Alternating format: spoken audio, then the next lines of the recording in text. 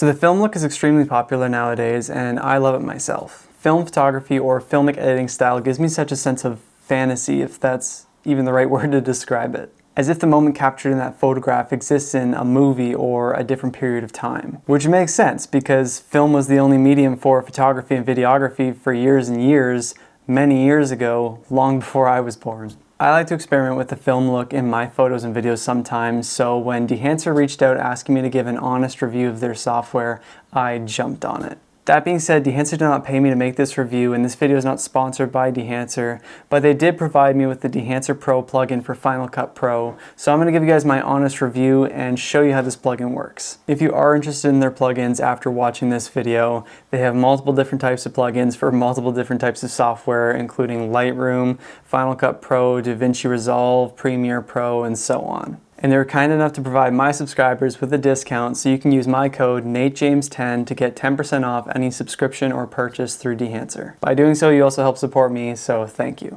So first up, what is Dehancer Pro? Well, it is a plugin that allows you to make your footage more like film. They scanned many different popular film stocks so you can get the look and character of your favorite film stock in your footage. So that being said, I do have my last video loaded up here on my laptop, and I did use Dehancer Pro on it. So I'm just going to show you the different features that it has and what you can do with the software.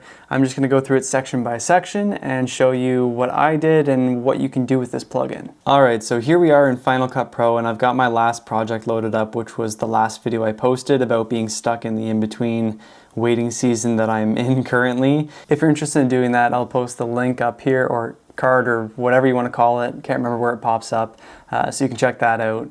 But let's get back to it. So this is just a still frame because I was sitting right next to a window, and obviously that's a really big light source where you can get a lot of highlights and blooming and that kind of thing. So first up, I've loaded Dehancer Pro over here on the side. You can actually, once you download it, it'll actually go into your effects, and it's in film emulation, and you got Dehancer Pro version 7. And as you can see, there's a ton of different features that you can adjust in this plugin, but we're going to start up at the top.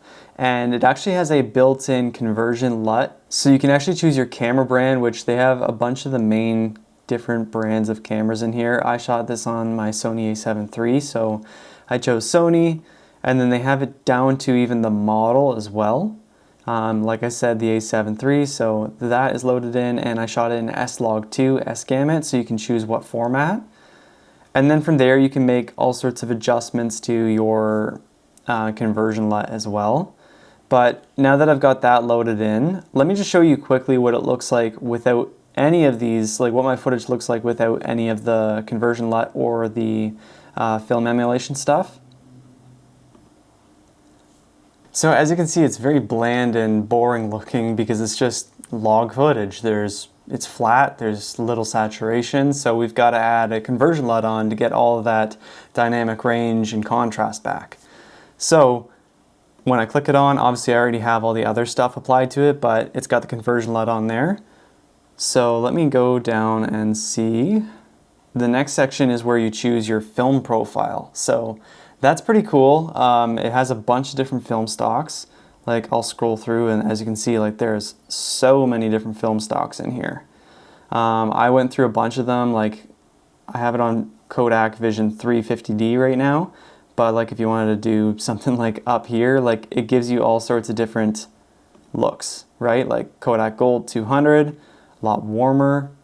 Fujifilm Instax, like it just adds all sorts of different character from the different film stocks. Now, I'm not in any way a colorist, and I'm honestly very limited in my knowledge of film photography and videography in general. I'm still learning, so I don't know what a lot of these features are. I was just playing around with them to get a look that I thought looked good in my opinion, and the look that I was going for. Like I said, I found the Kodak Vision 350D looked pretty good, and I liked that, so I went with that. And then you've got your push-pull here, so you can adjust obviously exposure, contrast here. I brought it up 0.5. I thought that looked pretty good there. And then you can see without the film stock, with the film stock, the difference that it makes. And then below this we've got the film developer, and I'm assuming you can adjust all sorts of different, actually I have to enable it first. You can adjust all sorts of different settings in here. But let me just pull this back up, color separation. But the next section that I kind of added on is film compression. So in here you can see that when I adjust the white point, if I bring it down, it actually brings up the brightness and brings the white point up. Now I didn't want it that high. It was pretty bright that day, so I wanted to bring it down a bit, but I think 90 looks pretty good. Obviously if you go up, it really kind of flattens those whites. They're not pure white anymore. So I like actually having it a bit below, or maybe around 90. And then you can adjust like the tonal range as well. But I kind of like that where it was. Now the next section, it was kind of enabled already. I don't really know what it does, expand. I'm assuming it's just some more adjustments that you can make. So okay, yeah, so you can just more kind of dynamic range adjustments.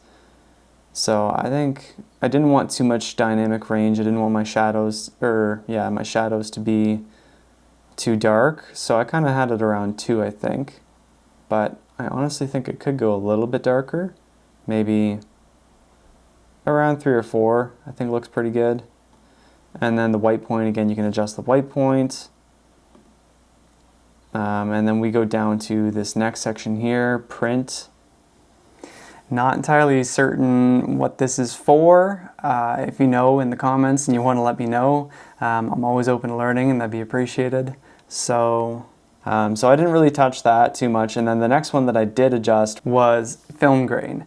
Now to me, that's what kind of really adds that filmic look. I don't even know if filmic's a word, but we're going with it. So I wanted it to be not entirely digital, but my understanding of film stocks or film gauge, there's 8mm, 16mm, 35mm, 65 and 70mm, and the larger the gauge or like number, like 65 to 70mm, the cleaner the footage. It's kind of like how with modern digital cameras, a full frame sensor is going to provide a cleaner final image than a cropped sensor will. It's going to handle noise a lot better. So for mine, I still wanted to retain a lot of that detail, but still make it look really nice while adding some of that grain as well. So I went with 65mm ISO 250. You can kind of see what that looks like with and without it.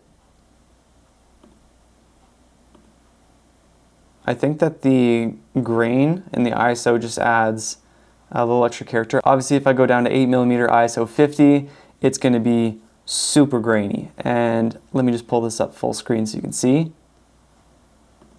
Like, super grainy. But I'll go back to this. And it's stupid face. But anyways, so 8mm ISO 50, I had it, like I said, 65mm ISO 250. Just adds that touch of character and like film stock look without being super grainy, but adds that film look to digital footage that kind of gives it that extra little oomph in my opinion.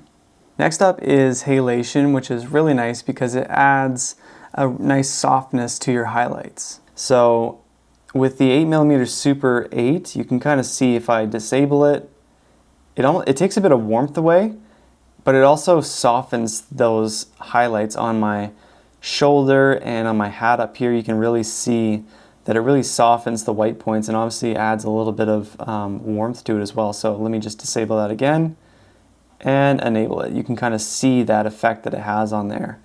Now, if you obviously go for something a little bit higher, it's not as noticeable, but you still do kind of see that it adds a little bit of softness to your highlights. I kind of like the look of the 8mm Super 8, so I'm going to leave that on. And then if we go down here and you've got the bloom as well, so you can add bloom to your highlights, which I think is a really nice characteristic of film and cinema in general. It can be overdone for sure, but I think having some is nice. So I have the 35mm Super 35 on here. If you go down to 8mm, you can see you add a lot more bloom on there. You can also mask it out, what you want to bloom and what you don't want to bloom, which is really nice. But yeah, see 16mm less bloom, 35mm even less, 65mm even less. But still there, but it's a lot more subtle. So I think like even the 16mm kind of looks really nice and just adds a nice characteristic to the footage. You can add film damage, film breath, gate weave. Some of these things I really don't know what they are, so I didn't really mess around with them too much. I'm still learning, still need to do more research. But if you know more about what these things are, then all the power to you. You can do more with this plugin than I can currently, because I'm still learning and I don't really know what I'm doing right now with it. But yeah, and then you've got overscan. Again, not entirely sure what that is, so I didn't really touch it. You can add vignette into your footage. You can add false color, so you can take a look at where your skin tones are in the footage and roughly, you know, what your lighting is like. So you can adjust, and clipping indicator as well. Like a lot of really cool features and useful features to play around with color grading and getting a look for your footage. And another really cool feature in Dehancer Pro 7 is if you create a look that you really enjoy and want to use on future projects, you can actually create a LUT and of all the specific settings and stuff that you've adjusted, and that way you can just export it and slap it on any future projects to get that look. That's a really cool and a really nice feature when you create a look that you really enjoy and you want to maybe say create a consistent look or theme. If you're starting a YouTube channel, a vlog channel, and you want to have that same kind of look to your footage, then you can just create a LUT on footage you've already messed around with and use it on all future projects. Now, Dehancer has an app that you can get on iOS or Android so that you can edit your footage or photos on the go and get that filmic look no matter what, wherever you are.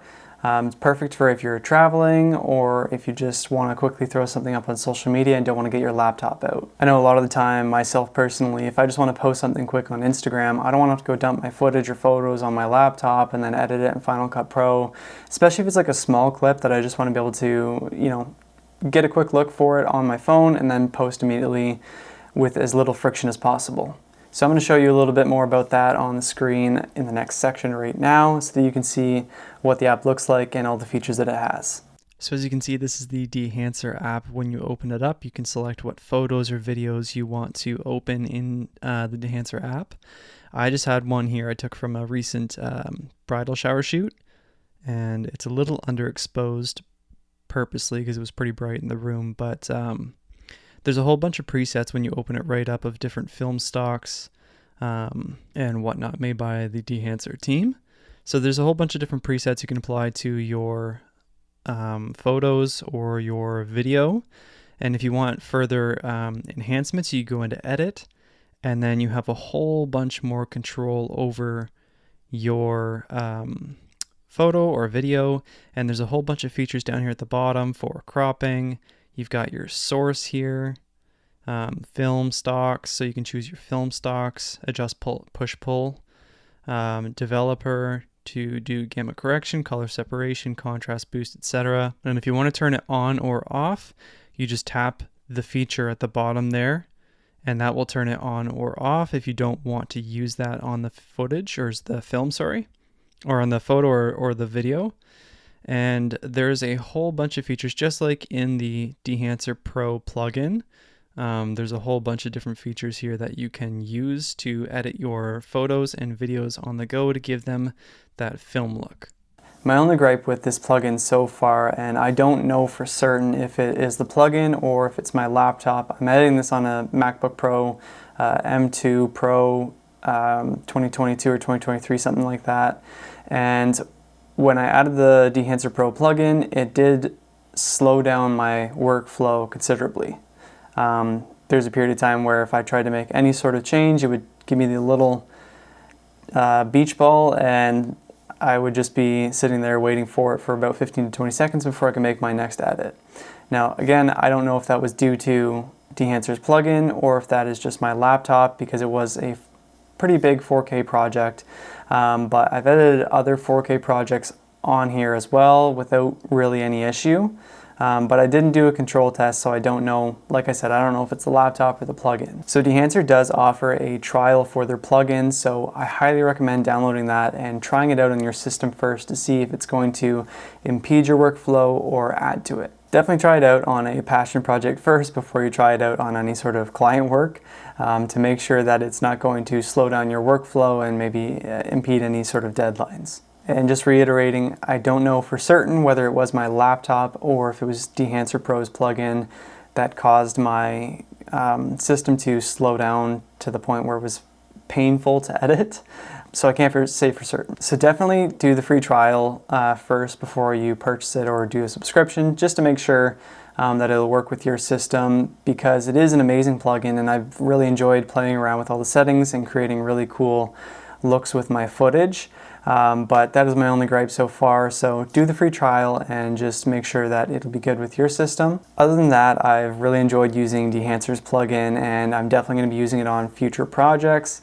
Hopefully I can find a workaround or maybe a fresh install will help solve the issue of it slowing down my workflow, because I do enjoy using it and all the features and options that it gives me to create a really characteristic and engaging look for my videos. So thank you again to Dehancer for reaching out and asking me to review this plugin. Again, really enjoying using it. The Pro version that I was sent to review includes all the features, but they do also have specific feature subscriptions or purchases. So if you like the blooming feature, I'm pretty sure you can just buy that individually or subscribe to that individually. So you have access to that feature for your footage as well if you don't need all the other features. But the Pro version is definitely the ultimate package and includes absolutely everything. I hope you guys enjoyed this video, found it useful. Again, if you're interested in any of Dehancer's products, I'll include the code in the description below. Again, NateJames10 to get 10% off any purchase or subscription through Dehancer. And if you're not subscribed already, be sure to subscribe for more awesome content in the future, and I will catch you guys next time.